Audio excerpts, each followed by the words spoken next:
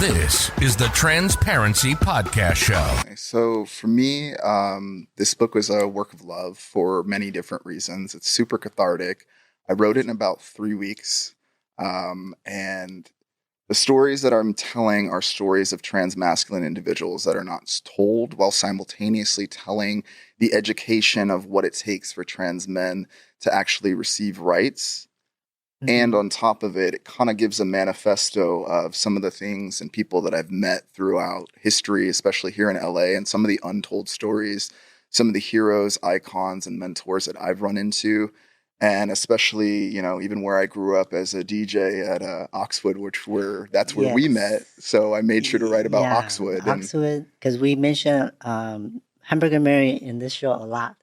But Oxwood is actually the longest run, longer than Hamburger Mary's Jamie's. Yeah. And I started Hamburger Mary, and then the second place is Oxwood. Yeah. So kudo to Laura G.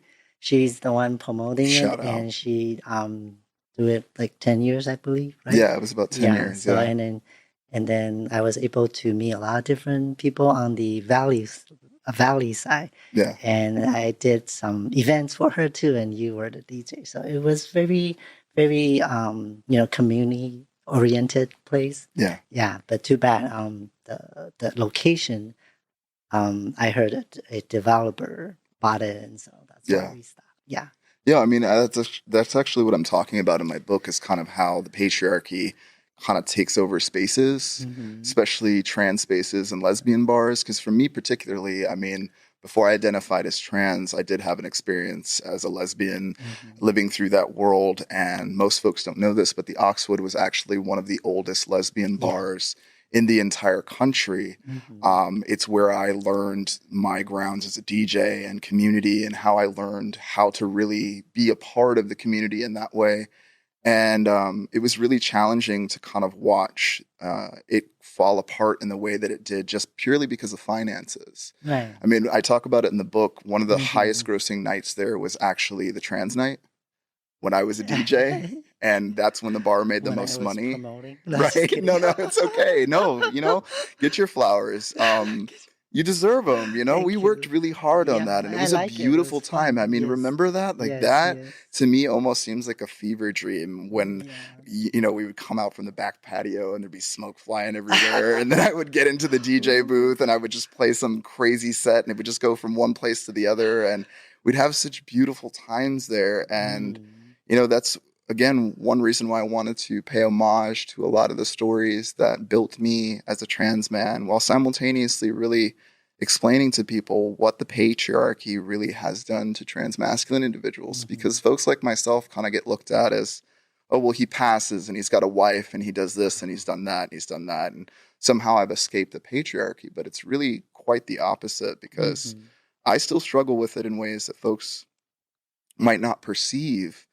But as soon as I open my mouth and start telling you some of the things that I've been through, it all starts to click for people. Because as soon as I expose to people I'm trans, all that privilege just goes right out the window. People automatically, I've been talked down to like I'm a child. I've been talked down to like I don't have 20 years of experience doing certain things, I mean, I practically came out of the womb as an advocate.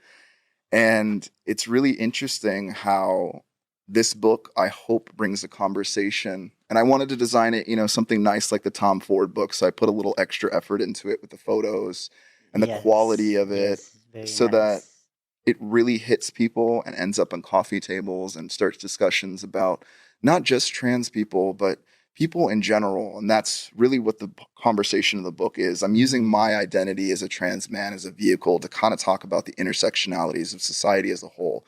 Because trans men themselves, I mean, we face kind of the shitty end of both sticks sometimes. We've got to man up when we got to, do things and have those expectations, while simultaneously we're told to sit down and be quiet.